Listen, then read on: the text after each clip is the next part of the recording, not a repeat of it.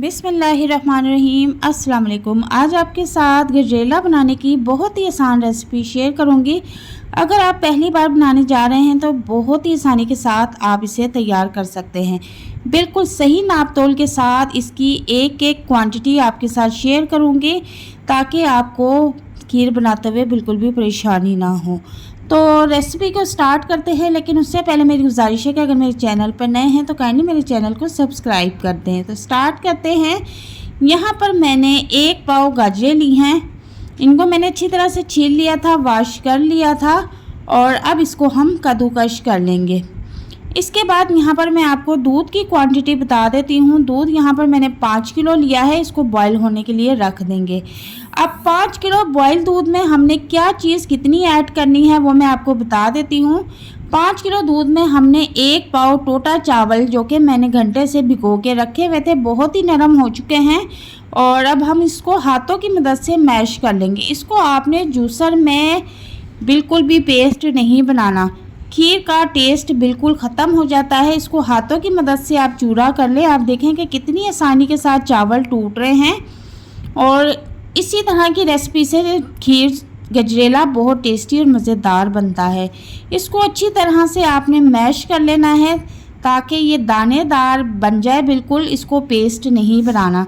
मज़ेदार खीर बनाने के लिए पहली टिप तो आपके साथ ये शेयर करूँगी कि आपने चावल अलग से बॉईल नहीं करने हैं। आपने दूध में चावल डाल देने हैं और इनको दूध में ही पकने देना है।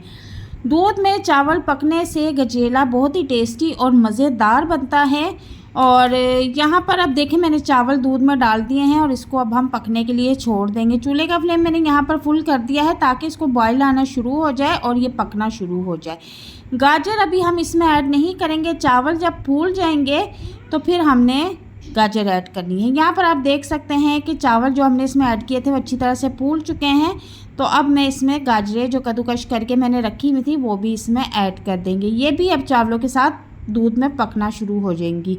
तो इन दोनों चीज़ों को अच्छी तरह से मिक्स कर लेना है। चूल्हे का फ्लेम नॉर्मल रखना है और थोड़ी थोड़ी देर बाद आपने चम्मच लाजमी चलाना है। चूल्हे के ऊपर आपने खीर रख के भूल नहीं जाना, वरना आपकी सारी खीर जो है वो नीचे लग जाएगी। यहाँ पर आप देखें कि ये बॉयल होना शुरू हो गया है। अब हम खीर को पकने के लिए छोड़ देंगे। दूसरी तरफ हम दूसरा काम करते हैं जब तक से हमारी खीर जो है वो गाढ़ी हो रही है। यहाँ पर मैंने एक फ्राई पैन ले लिया है और उसमें 2 कप चीनी, 5 किलो दूध की खीर में हमने 2 कप चीनी ऐड की है। बाकी आप चीनी अपने टेस्ट के मुताबिक ले लें। आधा कप मैंने इसमें पानी डाल दिया है।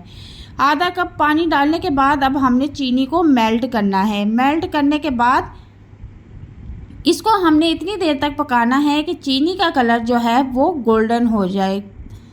यहाँ पर आप देख सकते हैं कि चीनी बिल्कुल मेल्ट हो चुकी है। अब थोड़ा सा पानी मैं इसमें और डालूँगी ताकि मैं चीनी को पका पका के इसको कैरेमल बना लूँ, ठीक है ना। तो यहाँ पर अब आप देखें कि चीनी का जो कलर है वो गोल्डन हो चुका है। हमें बिल्कुल यही फॉर्म इसकी चाहिए थी और अब हम इस चीनी को खीर में डाल देंगे।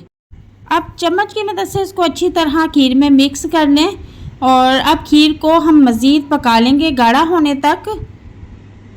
और जो चावल फूल के डबल हो चुके हैं इनको भी हम अच्छी तरह से चम्मच की मदद से घोट लेंगे। इस दौरान आपने इसको जूसर में बिल्कुल भी नहीं डालना, इलेक्ट्रिक मदानी से भी नहीं घोटना, फिर वो गजरेले का टेस्ट नहीं आता। तो यहाँ पर अब हम खीर को पकने के लिए छोड़ देंगे और अब मैं इसमें ½ टी स्पून इलायची पाउडर भी ऐड कर दूंगी, ठीक है। अब हम इसको गाढ़ा होने तक पकने के लिए छोड़ देंगे। थोड़ी थोड़ी देर बाद इसमें चम्मच चलाते रहेंगे ताकि खीर जो है वो नीचे ना लगे। तो बहुत ही आसानी के साथ ये हमारा जो गजरेला है वो तैयार हो रहा है। तो यहाँ पर आप देखें कि जो गजरेला है वो अच्छी तरह से गाढ़ा हो चुका है। तकरीबन हमारा गजरेला बिल्कुल तैयार है। अब हम इसको चूल्हे से उतार लेंगे और रूम टेम्परेचर पर ठंडा होने के लिए छोड़ देंगे, क्योंकि ये ठंडा होने पर मज़ीद गाढ़ा हो जाएगा। आप चाहे तो इसको ठंडा होने के बाद फ्रिज में भी रख सकते हैं। तो आप देख सकते हैं कि मैंने कितनी आसानी के साथ गजरेला बनाने की रेसिपी आपके साथ शेयर की है। उम्मीद करती हूँ कि आपको ये रेसिपी बहुत पसंद आई होगी।